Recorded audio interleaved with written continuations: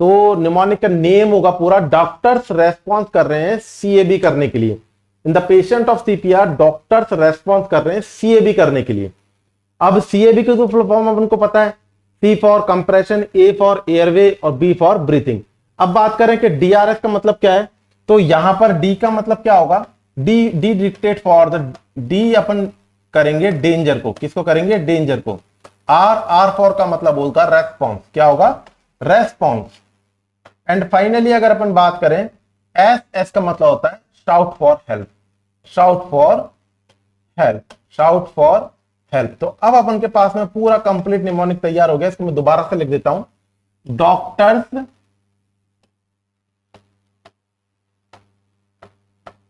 Doctors indicate कर रहे हैं सीएबी के लिए किस पेशेंट के अंदर, किस पेशेंट के अंदर, तो आप बोलेंगे सीपीआर पेशेंट के अंदर। सीपीआर का निमोनिक क्या हुआ, डॉक्टर रेस्पॉन्स कर रहे हैं सीएबी के लिए।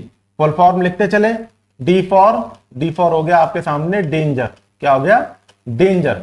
आर फॉर का मतलब होता है रेस्पॉन्स, रेस्पॉन्स। एस फॉर का मतलब हुआ shout for help, shout for help. Next number पे सी फॉर हो गया सर्कुलेशन, ए फॉर हो गया एयरवे, एयरवे, और बी फॉर हो गया ब्रीथिंग, क्या हो गया, ब्रीथिंग। अब आपको धीरे धीरे इन सभी टॉपिक्स के बारे में समझना है और आगे बढ़ना है। तो सबसे पहले हम बात करते हैं डी फॉर क्या बताया मैंने आपको, डेंजर। देखिए दो उदाहरण से समझने की कोशिश करिए इस क्लासिकल चीज को। सबसे पहले क्या करेंगे, डेंजर का अनुभव करेंगे। कोई क्लाइंट जमीन पे गिरा पड़ा है, अब वो मरा हुआ है नहीं मरा हुआ, इसको बाद में चेक करेंगे। पहले तो आप उस क्लाइंट को सोचेंगे कि ये जो जिस जगह पर है वो जगह सुरक्षित है या नहीं है। अभी अभी मैंने आपको उदाहरण दिया था कि क्लाइंट जा रहा है इलेक्ट्रिक पोल के से टच होकर के, XYZ किसी भी कंडीशन में जिसमें आप एब्सेंट थे, और टच होकर के उसको इलेक्ट्रिक शॉक लगा रहा हो, जमीन पे गिर चुका है, ऐसा कुछ कहानी बनी। अब आपने क्या देखा जब आप आए, जब आपने देखा कि इलेक्ट्रिक पोल बगल में है, उसके बगल में आदमी गिरा पड़ा है, तो आपके दिमाग में सबसे पहले डेंजर का अनुभव होना चाहिए कि क्या यह क्लाइंट डेंजर में है अभी भी, या फिर इसके लिए ये उपयुक्त जगह रखने के लिए। तो आप सबसे पहले वहां पर उस प्लेस से उसको हटाने की कोशिश करेंगे। अगर उसको इलेक्ट्रिक शॉक लग रहा है, करंट अभी भी लग रहा है, तो आप कई मेथड के through, just for example wooden के थ्रू आप उसको हटाने की कोशिश करेंगे, वहां से क्लाइंट को हटाने की कोशिश करेंगे, या फिर इलेक्ट्रिक सप्लाई को काटने की कोशिश करेंगे। जो भी आपके पास में प्रॉपर सुटेबल वेव्स हैं आप उनसे उनको हटाने की कोशिश करेंगे। तो सबसे पहला हुआ डेंजर को हटाना। एक और उदाहरण से समझिए, अगर कोई क्लाइंट मोटरसाइकिल व्हीकल एक्सीडेंट के अंदर सीपीआर के रिक्वायरमेंट पर है और वो रोड के बीच में पड़ा हुआ है, तो क्या आप उसको सीपीआर बीच में ही देंगे? नहीं, आप उसको सीपीआर बीच में नहीं दोगे, आप उसको रोड के बीच में तो उठा करके साइड में लेकर के आओगे। तो सबसे पहला होता है डेंजर का अनुभव करना। तो सेकंड नंबर पे आएगा फिर आपका क्लास में आर फॉर हुआ रेस्पॉन्स। रेस्पॉन्स का मतलब आपको याद रखना है, रेस्पॉन्स का मतलब होता है, हम जो मेडिकली बोलते हैं उसे बोलते हैं हम लेवल ऑफ कॉन्शियसनेस को असेस करना, लेवल ऑफ कॉन्शियसनेस को असेस करना, असेस करना है। आपको ये मालूम करना है कि वो कॉन्शियस है या नहीं है। सबसे पहले आप जैसे उस आदमी को सुरक्षित जगह पे लाए, या फिर वो जहां पर गिरा पड़ा है वो सुरक्षित जगह आपको लगी, तो सबसे पहले आप पूछेंगे उससे, भाई सही हो, क्या हुआ, हेलो, आर यू ओके? तो वो बोलेगा यस आई एम ओके, और not given any type of response. तो इन दोनों इस क्वेश्चन के आंसर के ऊपर, क्वेश्चन क्या पूछा आपने, आर यू ओके, ये आपने पूछा। ये आपने क्यों पूछा? ताकि वो आंसर करे आपको कि हाँ मैं ठीक हूं, या फिर वो कुछ भी जवाब नहीं देगा। अगर वो कुछ भी जवाब नहीं देगा तो अनकॉन्शियस कंडीशन में गया हुआ है, और वो जवाब दे रहा है तो इसका मतलब वो कॉन्शियसली प्रेजेंट है। तो उसके रेस्पॉन्स को मालूम करने के लिए, क्यों क्या रेस्पॉन्स मालूम करना है, लेवल ऑफ कॉन्शियसनेस को मालूम करने के लिए आप क्या करेंगे, उससे क्वेश्चन पुट करोगे, are you okay? Answer yes और नो में मिल जाएगा। यस का मतलब होगा हाँ ठीक है भैया गिर गए, और नो का मतलब होगा वो कोई भी रेस्पॉन्स नहीं करेगा, इसका मतलब वो अनकॉन्शियस हो रहा है। S for shout. CPR perform शुरू करने से पहले ही सबसे पहले आपको शाउट फॉर हेल्प, चिल्लाना है मदद के लिए। इसके अंदर आप आवाज भी लगा सकते हो, फोन के द्वारा एम्बुलेंस को भी बुला सकते हो, और अदर व्यक्ति को भी आप इकट्ठा कर सकते हो। और जैसे ही आपने खूब चिल्ला लिया उसके बाद में तुरंत खूब मतलब 5-10 मिनट नहीं चिल्लाना है, शॉर्ट टाइम के लिए चिल्लाना है, जिससे कोई आपकी आवाज सुनेगा वो आ जाएगा, फोन करके उसको स्पीकर ऑन पे, स्पीकर मोड पे ऑन करके और चालू करके अपना कार्य शुरू कर देना है। और वो क्या कार्य है? वो कार्य है CAB, CA और B। इसको आपको बहुत ढंग से तरीके से समझना है। सी का मतलब होता है कंप्रेशन प्रोवाइड करना। क्या मतलब है? कंप्रेशन प्रोवाइड करना, कंप्रेशन प्रोवाइड करना। अब सबसे पहली बात तो आप लॉजिकली समझने की कोशिश करिए, कंप्रेशन प्रोवाइड करना। इसको सिंपल तरीके से समझिए। कंप्रेशन क्यों दिया जाता है, ये मैं आपको समझाने के लिए कर रहा हूं। कंप्रेशन क्यों दिया जाता है? ताकि आप आर्टिफिशियल प्रेशर लगा करके और artificial conduction activities impulses originate कर पाए हार्ट के अंदर, और आर्टिफिशियली कंडक्शन इंपल्सेस ओरिजिनेट होने के कारण से आर्टिफिशियली हार्ट कॉन्ट्रैक्ट, और आर्टिफिशियली हार्ट कॉन्ट्रैक्ट होने के बाद में जो ऑक्सीजनेटेड ब्लड है वो कहां पर जाए? ब्रेन में जाए, और ब्रेन में जाकर के वो उसके इरिवर्सिबल चेंजेस को होने से रोक दे। तो आपको क्या करना है? आपको आर्टिफिशियल प्रेशर देना है। इन चीजों को मैं लिख भी रहा हूं, आज समझने का टाइम है, बहुत ढंग से समझना है। CPR कंप्रेशन देते क्यों है? वाई, क्यों कंप्रेशन देते हैं? इसको समझने के लिए आप पहले तो वाई इंडिकेशन समझिए, क्यों दे रहे हैं। तो आप कंप्रेशन क्यों दे रहे हैं हार्ट के ऊपर? तो artificial pressure given on heart, इसे आपने क्या बोला? इसे आपने बोला कंप्रेशन। इसे क्या बोला आपने? इसे आपने बोला कंप्रेशन। तो ये हो गया आपके पास में कंप्रेशन का मैटर। अब इसके कारण होगा क्या, क्यों देते हैं उसको समझने के लिए। Artificial pressure given on heart causes artificial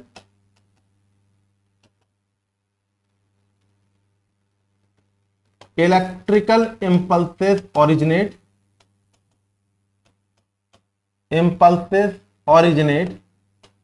electrical impulses originate होंगे। और या फिर अगर आप बोलें कि आर्टिफिशियल प्रेशर गिवन करने के कारण से डायरेक्टली क्या होगा? हार्ट के अंदर क्या होगा? कॉजेज, हार्ट के अंदर क्या होगा? हार्ट बिकम कॉन्ट्रैक्टेड, और हार्ट के कॉन्ट्रैक्टेड होने के कारण से क्या होगा? हार्ट के कॉन्ट्रैक्टेड होने के कारण से ब्लड कौन सा है हार्ट के अंदर इस समय? लेफ्ट वेंट्रिकल्स में oxygenated blood comes to brain, और इसके कारण क्या होगा? प्रिवेंट करेगा, किसको प्रिवेंट करेगा? Irreversible changes in blood tissue. Clear है बात? इरिवर्सिबल चेंजेस ब्लड टिश्यूज के अंदर होने से बचाएगा। क्या होगा? हार्ट को आप कॉन्ट्रैक्ट करेंगे, हार्ट को कॉन्ट्रैक्ट करने के कारण से क्या होगा? हार्ट को कॉन्ट्रैक्ट करने के कारण से हार्ट के अंदर या तो इलेक्ट्रिकल इंपल्स आर्टिफिशियली जनरेट होने लग जाएंगे, या फिर हार्ट में कॉन्ट्रैक्शन, या नहीं दोनों ही होते हैं। कुछ थ्योरी कहती है कि इलेक्ट्रिकल इंपल्स ओरिजिनेट होता है, और कुछ थ्योरियां कहती हैं कि उसके अंदर आर्टिफिशियल कॉन्ट्रैक्शन होता है, और कॉन्ट्रैक्शन के कारण से लेफ्ट वेंट्रिकल से ब्लड निकल करके और वो ब्रेन के एरिया में जाएगा, और ब्रेन में एरिया में जाकर के वो इरिवर्सिबल चेंजेस होने से बचाएगा। तो हमारे पास में सबसे पहला अपन के पास में क्वेश्चन क्लियर हुआ कि कंप्रेशन क्यों देते हैं। नेक्स्ट नंबर पे अपन बात करते हैं कंप्रेशन आपको इफेक्टिवली देना है, बहुत ज्यादा जरूरी चीज है। कंप्रेशन कैसे देना है? आपको इफेक्टिवली देना है। देखो इसके अंदर एक शर्त रखी जाती है, क्योंकि जो CPR परफॉर्मर होता है या फिर जो रेस्क्यूअर होता है वो बहुत ज्यादा इफेक्टिव कंप्रेशन दे, इसको नॉलेज होनी चाहिए। इफेक्टिव कंप्रेशन का मतलब क्या होता है? मैं एक ही बात कहना चाहता हूं। इफेक्टिव कंप्रेशन का मतलब होता है not below 100 beat per minute, और not above 120 beat per minute. मतलब क्या है? कहने का मतलब यह है 100 to 120 बीट्स पर मिनट के मध्य में होना चाहिए, ना तो इससे ज्यादा होना चाहिए और ना ही इससे कम होना चाहिए। ये सबसे पहला आपको काम सोचना है, समझना है, और इसे बोलते हैं इफेक्टिवली कंप्रेशन। इसे ही क्या बोलते हैं? इफेक्टिवली कंप्रेशन कहते हैं, इफेक्टिवली कंप्रेशन कहते हैं। देखो यहां पर एक लॉजिक मैं आपको समझाना चाहता हूं जो कि आपको पता नहीं होगा डेफिनेटली। लॉजिकली अगर अपन बात करने की कोशिश करें, हाइपोथेटिकली अगर अपन बात करने की कोशिश करें, तो यहां पर आप देखते हैं कंप्रेशन को। तो कंप्रेशन को समझने के लिए अपन ने यहां पर इस प्रकार से ये आपके सामने मीडिया स्टर्नम बनाया, और ये आपके पास में बनाई मैंने थोरैसिक कैविटी। तो ये हो गई आपके पास में थोरैसिक कैविटी, क्लियर। और ये आपके पास में एक वैस्कुलर ऑर्गन, ठीक है। ये क्या है आपके पास में? आपके पास में है ये हार्ट, जिसे क्या बोला आपने? हार्ट।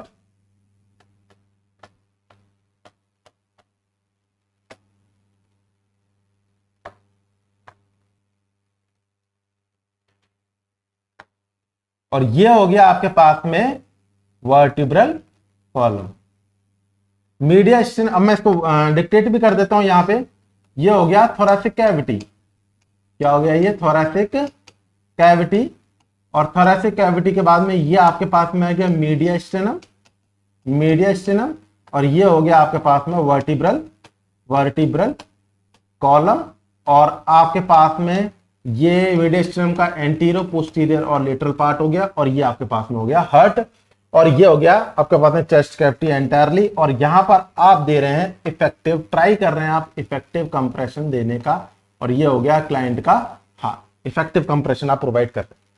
देखो समझो, मैंने आपको यहां पर बताया इफेक्टिव कंप्रेशन होना बहुत जरूरी होता है। यहां पर हाइपोथेटिकली दो थ्योरी काम करती है। दो थ्योरी क्या काम कर रही है? पहली थ्योरी है कार्डियक थ्योरी, पहली थ्योरी है कार्डियक थ्योरी। और दूसरी थ्योरी है आपके पास में थोरैसिक थ्योरी। दूसरी थ्योरी क्या है? Thoracic theory. देखो हर एक बच्चे को, हर एक स्टूडेंट को यह चीज क्लियर है कि हमको कॉन्ट्रैक्शन देना चाहिए, हमको कॉन्ट्रैक्शन देना चाहिए। कॉन्ट्रैक्शन देने के कारण से क्या होता है? हार्ट के अंदर कॉन्ट्रैक्शन होता है और ऑक्सीजनेटेड ब्लड ब्रेन की तरफ जाता है। ये सबको पता है। हो सकता है कई बच्चे इसको पहली बार पढ़ रहे हो और सीख रहे हो, और हो सकता है कि कई बच्चे इसको पढ़ चुके हो पहले भी कभी और अब पढ़ने की कोशिश कर रहे हो। लेकिन आप एक चीज भूल रहे हैं, और वो चीज मैं आपको बताना चाह रहा हूं कि जो कार्डियक थ्योरी होती है उसके अंदर क्या होता है? उसके अंदर क्या होता है? गौर से समझिएगा। कार्डियक में जैसे ही आपने कंप्रेशन दिया, गौर से समझिएगा, कार्डियक में आपने जैसे ही कंप्रेशन दिया तो ऑक्सीजनेटेड ब्लड कहां से निकला? लेफ्ट वेंट्रिकल से निकला, और कहां पर गया? टू ब्रेन गया, और इरिवर्सिबल चेंजेस करने के लिए, रोकने के लिए तैयार हो गया। ये तो मेरे को समझ में आया कार्डियक थ्योरी की कंसेप्ट को।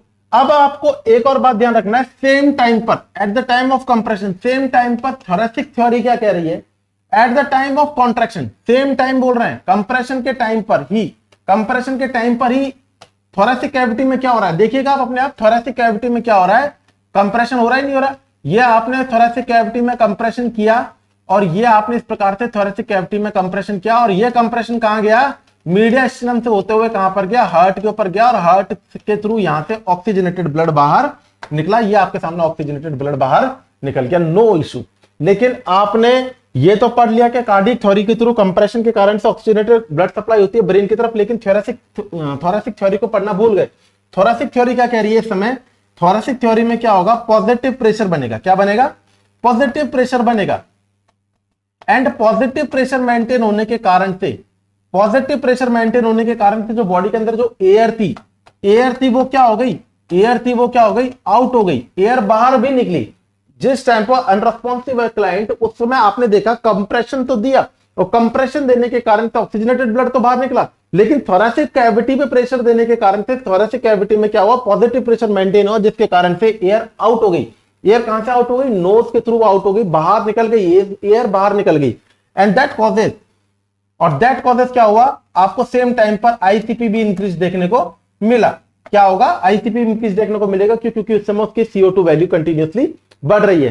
तो यहां पर आईसीपी भी आपको बढ़ा हुआ देखने को मिला। अब क्या करेंगे आप, अब सेम टाइम पर आपको प्रॉपर रिकॉइल करना है। क्या करना है, प्रॉपर रिकॉइल करना है।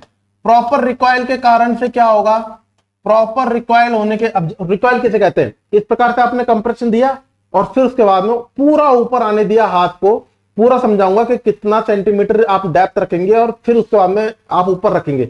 इस प्रकार से कंप्रेशन दिया, प्रॉपर रिकॉइल होना जरूरी है। प्रॉपर रिकॉइल होने के कारण से क्या होगा, आगे की तरफ देखिए, जैसे ही प्रॉपर रिकॉइल हुआ, प्रॉपर रिकॉइल होने के कारण से थोरैसिक कैविटी के अंदर क्या हुआ, थोरैसिक कैविटी के अंदर, थोरैसिक कैविटी के अंदर कौन सा प्रेशर मेंटेन हुआ, निगेटिव प्रेशर मेंटेन हुआ। और निगेटिव प्रेशर के कारण से, निगेटिव प्रेशर के कारण से क्या हुई, एयर इन हुई, दोबारा से एयर इन हुई। जो क्लाइंट था अनरेस्पॉन्सिव, सांस नहीं ले रहा है, और सांस नहीं ले रहा है उस कंडीशन में भी एयर इन कर रही है। मैं आपको यह समझाना चाह रहा हूं और इसके लिए आपको प्रॉपर रिकॉइल करना जरूरी है।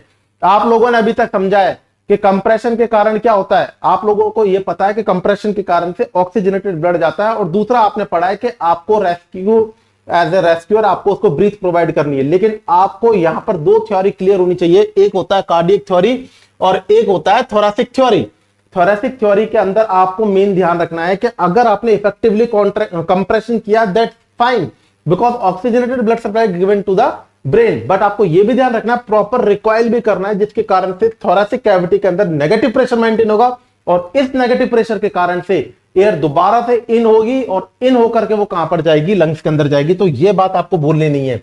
अब आपको यह समझना है कि अगर आपने इफेक्टिव कंप्रेशन कम दिया, 100 से कम दिया, बिलो दिया, या फिर 120 से ज्यादा दिया, 120 से ज्यादा दिया, तो क्या कॉम्प्लिकेशन देखने को मिलेगा, below.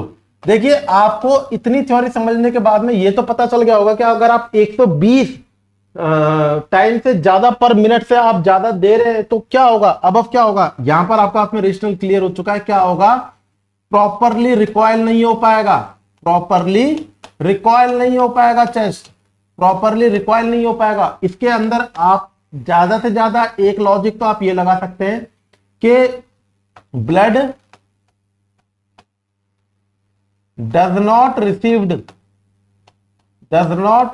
Bye heart, blood does not received by heart properly, properly heart receive ही नहीं कर पाएगा अगर आप 120 से ज्यादा, मतलब ब्लड, हार्ट को फिलिंग टाइम कम हो जाएगा। क्या हो जाएगा, एक और वर्ड लिखूं, हार्ट का फिलिंग टाइम कम हो जाएगा, हार्ट का फिलिंग टाइम क्या हो जाएगा, कम हो जाएगा। ये तो आप लॉजिकली समझ रहे, जल्दी जल्दी जल्दी जल्दी आप उसको सीपीआर दे रहे हैं और रिकॉइल प्रॉपरली कर रहे हो, इतनी जल्दी कर रहे हैं कि 120 टाइम से अबव चल गया तो हार्ट का फिलिंग टाइम कम हो गया, हार्ट का फिलिंग टाइम कम हो गया।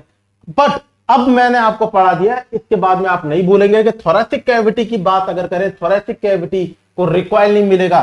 तो यहां पर अब आप एक नया लॉजिक पढ़ चुके हैं, जिसको मैं अलग कलर से ड्रॉ कर रहा हूं। नया लॉजिक क्या है, नया लॉजिक है कि थोरैसिक कैविटी में,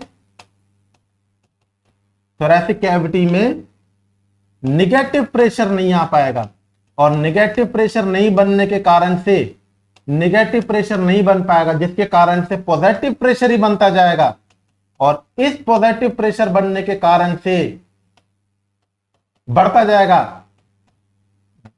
blow out of air continuously. क्या होगा, out of air from the nose, nose के थ्रू कंटिन्यूअसली सांस बाहर जाती जाएगी।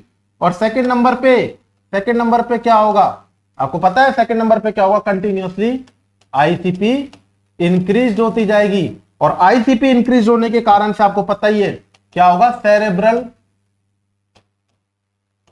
ब्लड फ्लो डायमिनिश्ड होता जाएगा।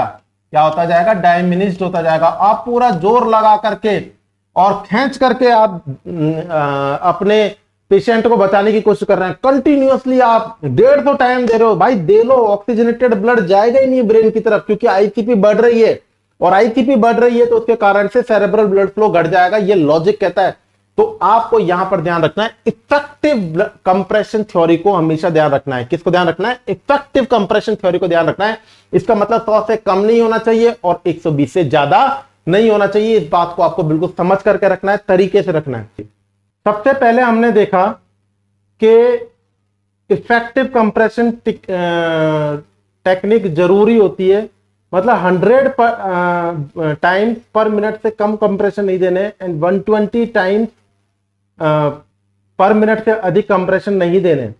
तो यहां पर अपन अब अगर देखें वीडियो के थ्रू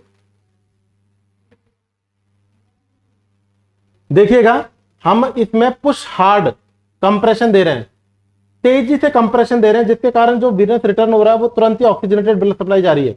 अब इस कंडीशन में आप पुश हार्ड नहीं कर रहे हैं, बिल्कुल धीरे धीरे कर रहे हैं, तो ऑक्सीजनेटेड ब्लड सप्लाई ब्रेन की तरफ बहुत कम जा रही है। पुश हार्ड रखना है, 100 टाइम्स से 120 टाइम्स के बीच में रखना है, ये बात आपको ढंग से समझनी है।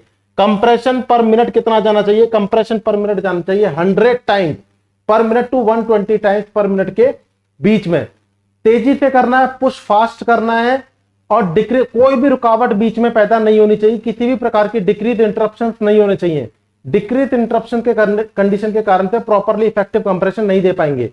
अलाउ फुल रिक्वायर्ड कंडीशन होनी चाहिए। मैंने आपको थोरेसिक कैविटी के अंदर बताया था, थोरेसिक कैविटी के अंदर मैंने बताया था, थोरेसिक कैविटी के अंदर आपको नेगेटिव प्रेशर मेंटेन करने के लिए प्रॉपरली रिक्वाइल करना जरूरी है। Effective compression, proper recoil condition ही इफेक्टिव कंप्रेशन टेक्निक कहलाती है।